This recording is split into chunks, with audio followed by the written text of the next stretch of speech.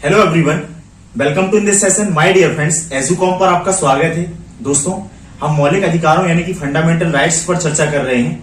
कल की जो हमारी चर्चा थी, जो कि लेक्चर हमें सैटरडे को रिकॉर्ड करना था, लेकिन सैटरडे को हम कर नहीं सके थे, तो फिर मैंने संडे को किया कल। तो उस चर्चा में हमने देखा कि मौलिक अधिकार, जितने भी मौलिक अधिकारों के अंतर्गत सबसे पहले हमने राज्य शब्द की जो परिभाषा है और राज्य को रिप्रेजेंट करने वाली कौन कौन सी अथॉरिटी है, उसके बाद जो विधि है, विधि शब्द है तो विधि से क्या आशय है। फिर हम मौलिक अधिकारों में जो समानता का अधिकार, समता या समानता का अधिकार है, उसके अंतर्गत अनुच्छेद 14, जिसमें विधि के समक्ष समता और विधियों के समान संरक्षण की बात की गई है, उस पर हम चर्चा कर रहे थे। उसके बाद हमें इसके अपवाद और पढ़ना था। हालांकि मैंने इसके पहले आपको तो आज की जो हमारी चर्चा है, उसी जो चर्चा को हम जो फंडामेंटल राइट्स को आगे पढ़ने वाले थे, उसको हम थोड़ा सा अभी वहीं रोकते हैं और इस पर थोड़ी सी और गहराई से चर्चा करते हैं। अब इसका कारण क्या है?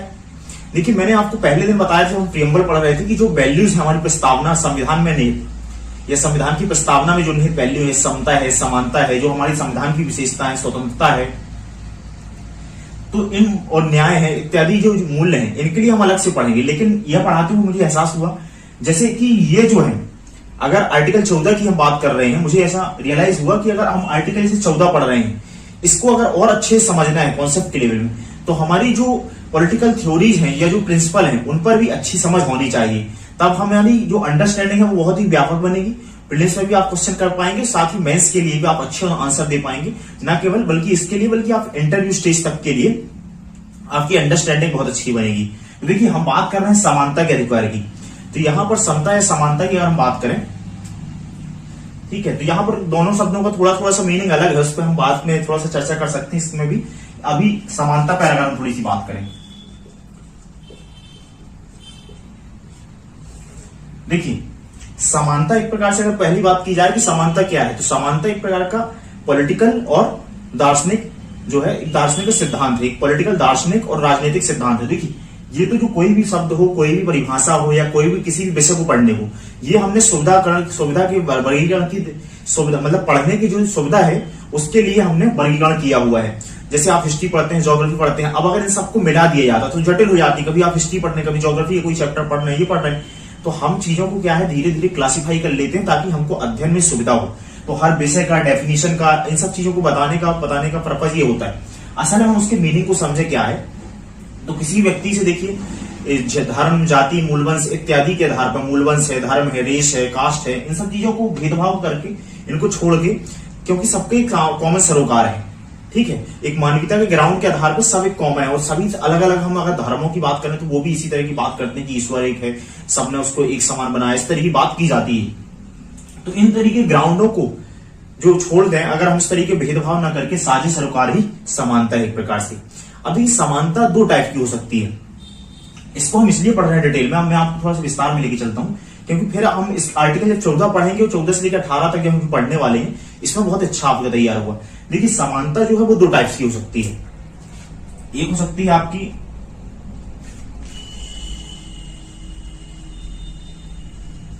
नेचुरल यानी प्राकृतिक,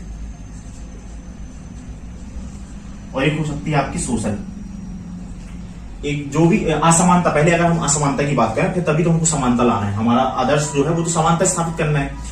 हमने वहां समानता पढ़ते नहीं, प्रस्तावना ही पढ़ते हैं, पूरे संविधान का आधार है, बहुत सारी रिजर्वेशन जितने भी अधिकार राइट्स दिए गए हैं। एक तो मैंने आपको छोटा सा एग्जाम्पल देके बताया था, वो एक अलग एग्जाम्पल था वो वाला, लेकिन अभी आप देखिए कुछ असमानताएं जो है वो तो क्या है, प्राकृतिक है, और कुछ असमानताएं जो है वो सोसाइटी, जो सोसाइटी ने बनाई है, सोशल है। अर्थात मानव, देखिए मानव जो है वो सोशल प्रणाली, वो अलग अलग नहीं रहता, धीरे धीरे सिविलाइजेशन स्टार्ट हुआ है, और मानव जो है एक सोसाइटी के अंदर रहता है। अलग अलग टाइप की, अलग अलग देशों, ज्योग्राफी के हिसाब से सोसाइटी हो सकती है। जैसे कई बार हम क्लासिफाई करते हैं, अमेरिकन सोसाइटी है, यूरोपियन सोसाइटी, इंडियन सोसाइटी है। इंडिया में भी अलग अलग टाइप की सोसाइटी, हम नॉर्थ में, ईस्ट में, साउथ में, ऐसे अलग बात कर सकते हैं। हमारे यहाँ तो और बहुत ज्यादा विविधता है। तो देखिए, कुछ तो असमानता प्राकृतिक है, जो प्राकृतिक असमानता है उनको बदला नहीं जा सकता। जैसे कि अब आपका रंग क्या सा है, ऐसा हो सकता है कि बहुत, अगर किसी माँ बाप के दो बच्चे हों, 2-3 बच्चे हों, किसी का रंग ब्लैक हो, किसी का व्हाइट हो। हमारे यहाँ इंडिया में आप ज्यादातर ऐसा देख सकते हैं कि ये प्राकृतिक असमानता है। अब इसको बदलना है, इसके लिए हमको समानता लाने की जरूरत नहीं है कि किसी का रंग काला है या किसी का रंग ब्लैक है, व्हाइट है, तो हम जो काला रंग है उसको हीन बना के जबरदस्ती व्हाइट बना दें। ये देखिए गलत धारणा जो है, इसी असमानता की हम बात करते हैं तो रंग के आधार पर है। जैसे फेयर लवली इस तरह की चीजें जो है, अलग अलग क्रीम्स वगैरह को प्रमोट किया जाता रहा फ्री में दिखाने के लिए या बताने के लिए, क्योंकि सोसाइटी ने मान लिया कि सुंदरता का मानक जो है कलर से, अगर ऐसा बना दिया सोसाइटी का ऐसा माना, लोगों ने ऐसा बना लिया। लेकिन ये एक प्रकार की असमानता जो है ये नेचुरल है कि किसी का कलर क्या है, तो इसमें जो है, इसमें हम ऐसा नहीं कर सकते कि अब लॉ ये प्रोविजन करे किसी का कलर ये तो हम इनको व्हाइट कर देंगे, व्हाइट को ब्लैक कर देंगे, या मिक्स कलर के लोग हैं, थोड़ा ब्राउन है, कुछ भी ऐसे। तो जैसे रंग के आधार पर, जैसे जेंडर है, जैसे लिंग, जैसे अब स्त्री और पुरुष है, तो उनकी जो बायोलॉजिकल संरचना में कुछ परिवर्तन है, वो थोड़ा परिवर्तन है जो स्त्री और पुरुष में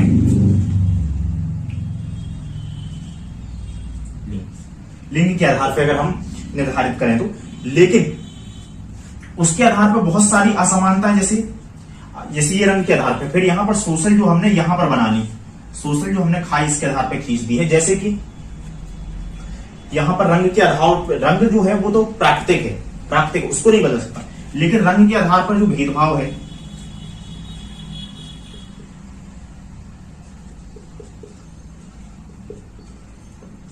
वो एक सामाजिक समस्या है। अब महिला और पुरुष हैं, महिला और पुरुष में अगर लैंगिक बात की जाए तो ये तो देखिए नेचुरल है कि कोई महिला है पुरुष है तो उसकी बायोलॉजिकल संरचना अलग है, लेकिन इसके आधार पर हम समानता के असमानता के जो पैमाने गढ़ते हैं अलग अलग समाजों में, अलग अलग स्तरों में, वो बड़े जटिल होते हैं। जैसे कि आप अगर इंडियन सोसाइटी की बात की जाए तो देखिए बचपन से हम कहते हैं कि बच्चे रोते नहीं, बच्चे रोती नहीं, तो बच्चियां सोती हैं क्या? कोई ऐसी धारणा है क्या? एक एग्जांपल के लिए मैंने आपको बोला यहाँ पर जो स्त्री लिंग आधार पर भेदभाव के अलग अलग मैं आपको उदाहरण देकर बता रहा हूं। लिंग,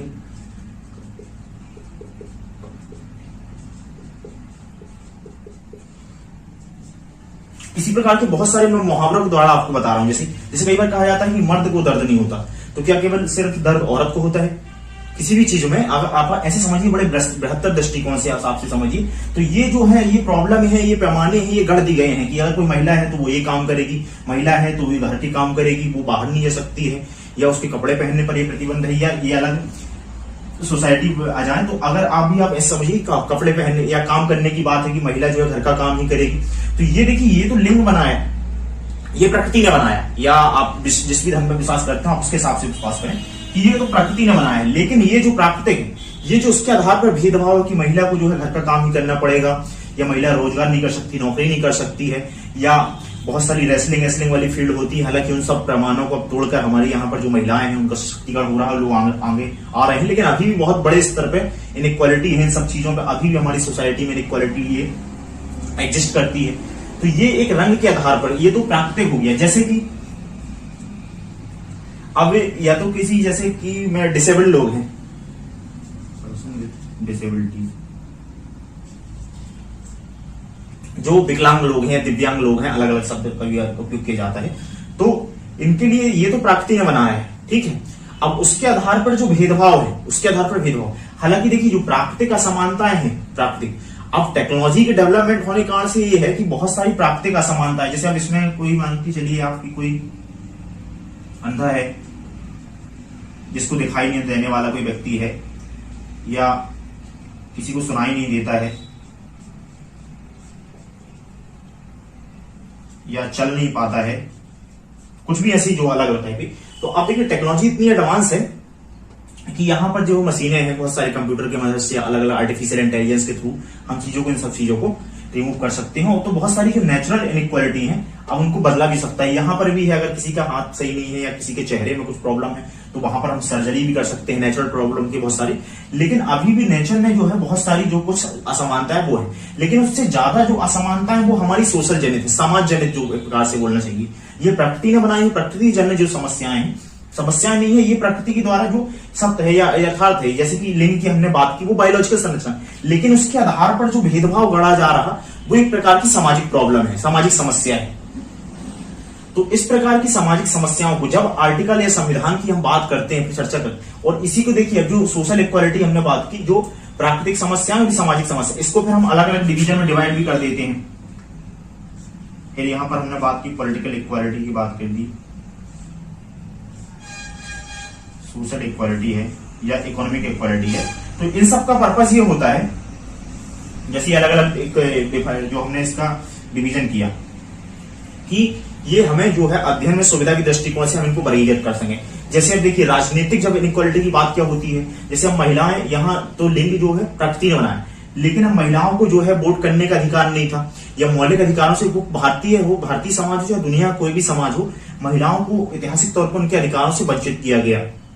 उनके अधिकारों से उनको मतलब एक दोहरे प्रकार का न्याय का सामना करना पड़ा किसी से। और भारतीय समाज में तो दोहरे आधार पर, एक तो लिंग के आधार पर भी, कई बार जाति के आधार पर भी या आर्थिक आधार पर भी, तो कई आधारों पर।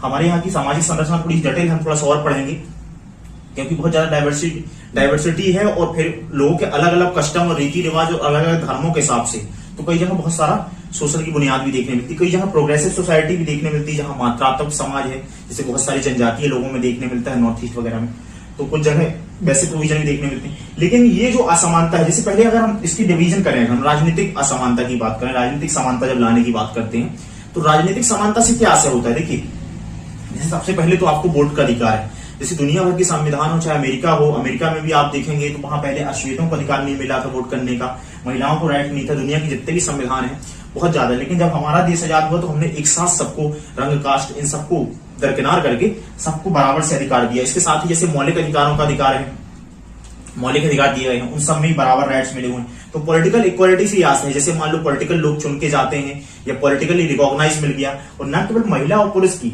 जैसे अब यहाँ पर हम एक चीज और जोड़ लें, जब हम पढ़ते हैं कई बार तो हम ट्रेडिशनल चलते हैं LGBTQ।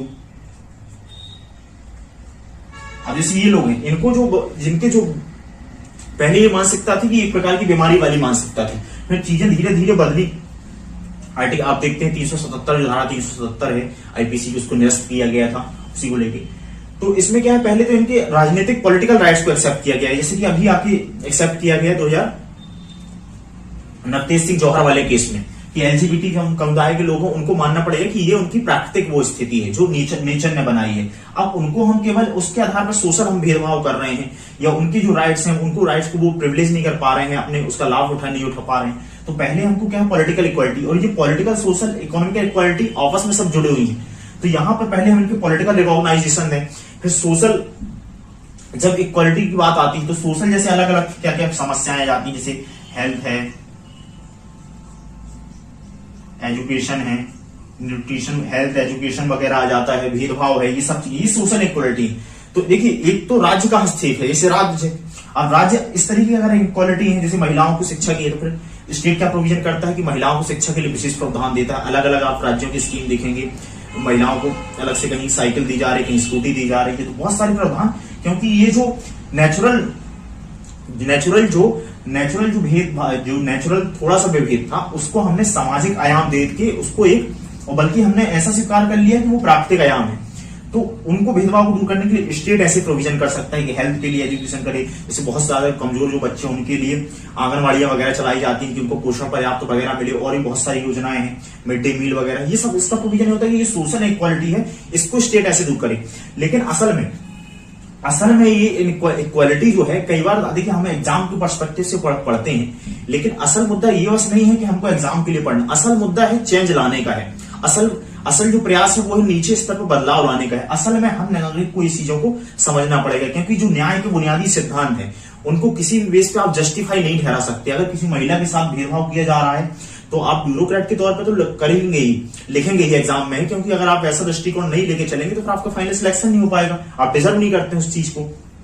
लेकिन सोसाइटी में भी ऐसा जरूरी है कि इन भेदभाव को मिटाया जाए, ठीक है। तो स्टेट इनके लिए प्रोविजन कर सकता है, लेकिन हमारा जो सोसाइटी है उसका भी दायित्व है। और असल में आप जैसे लोगों का, जो लोग इस चीज को पढ़ रहे हैं, समझ रहे हैं, इनका दायित्व ही अपने व्यक्तिगत स्तर पर आपको शुरुआत करने की आवश्यकता है। इसी प्रकार फिर हम इकोनॉमिक इक्वालिटी की बात करें, अगर समानता की बात करें, तो जो आर्थिक असमानता है, अभी भी आप देखते हैं कि बहुत सारे लोग ऐसे हैं कि वो बहुत सारी घर जो है खाली पड़े हुए। अगर मैं 2-3 साल पहले जब सुब्रमण्यम चीफ इकोनॉमिक एडवाइजर हमारे अरविंद सुब्रमण्यम थे, उनने एक वो दिया था, उनने जब इकोनॉमिक सर्वे में, मुझे एग्जैक्ट ईयर याद नहीं, तो उसमें उन्होंने बताया कि मुंबई में जैसे क्या है कि ऐसे 10 लाख जो है घर खाली पड़े हुए हैं, और ऐसे बहुत सारे लोग हैं जो स्लम एरिया में रह रहे हैं। तो ये असमानता है, आर्थिक असमानता है, जो दिखाती है एक तरफ तो बड़ी बड़ी इमारतें खड़ी हुई हैं, लेकिन दूसरी ओर लोगों को रहने के लिए बुनियादी सुविधाएं भी नहीं है। इसको दूर करने के लिए राज्य क्या करता है, जैसे राज्य के प्रयास हैं, यानी कि सरकारें हैं, जैसे कि प्रधानमंत्री आवास योजना है, और भी जो पहले इंदिरा आवास योजना वगैरह चलती थी, तो ये स्टेट्स इन इनइक्वालिटी को दूर करने का प्रयास करता है। इसी प्रकार अगर आप संपत्ति की बात करें तो अभी देखिए 2018 की जो ऑक्सफैम की रिपोर्ट थी 18-19 में, उसमें बताया गया था कि 1% लोगों के पास लगभग 70% संपदा है। एक दो दिन पहले मैंने पढ़ा था कि लगभग 923 के लगभग 957 ऐसे परिवार हैं, 1000 से कम लगभग ऐसे परिवार हैं, जो जितना देश की लगभग वो 57 या 45 से लेके लगभग 55 तक, एग्जैक्ट डेटा याद नहीं तो आप ऐसे रैंडमली भी ले सकते हैं। लगभग देश के 1000 परिवार, जैसे आपको एग्जैक्ट डेटा याद नहीं है, वो लगभग देश की 45 से या लगभग 50% संपदा जो है उनके पास है। तो अगर वो लोग जो है जितना टैक्स देते हैं, अगर वो 4% बढ़ा दें, तो हम जितना पैसा यूरोपियन कंट्री से मांग कर रहे हैं कि आप हमें क्लाइमेट चेंज से लड़ने के लिए आप हमें जो फंड दीजिए, टेक्नोलॉजी दीजिए, तो हम इससे कंप्लीट कर सकते हैं। तो ये एक प्रकार की असमानता है, और असल में इस असमानता का जो सबसे ज्यादा भार है वो कमजोर लोगों को चुकाना होता है। और क्योंकि जैसे जलवायु परिवर्तन है कोई मुद्दा है, तो असल में तो इनका देश के भीतर भी कौन लेके आता है, अब जो इंडस्ट्रियलिस्ट है, जो कंपनी जो चला रही है, असल में तो उसका योगदान बड़ा कंट्रीब्यूशन है, ठीक है, क्योंकि उसके पास अगर जिसके पास ज्यादा रेवेन्यू आ रहा है, जो चीजें हैं, तो उनकी बड़ी भूमिका। तो अगर हम 4% वो टैक्स को बढ़ा दें, तो इस तरीके की आर्थिक असमानताएं हैं, और ये राज्य का दायित्व है कि वो इनको दूर करे। और वहीं पर हम फिर मौलिक अधिकारों में इन चीजों को देखते हैं किस प्रकार से इनमें वर्णन किया गया है। तो ये एक अलग अलग टाइप की जो असमानताएं हैं, इनके बारे में देखा, और इनको हमको दूर करने का प्रयास करना चाहिए, सामाजिक है, आर्थिक और राजनीतिक प्रयास।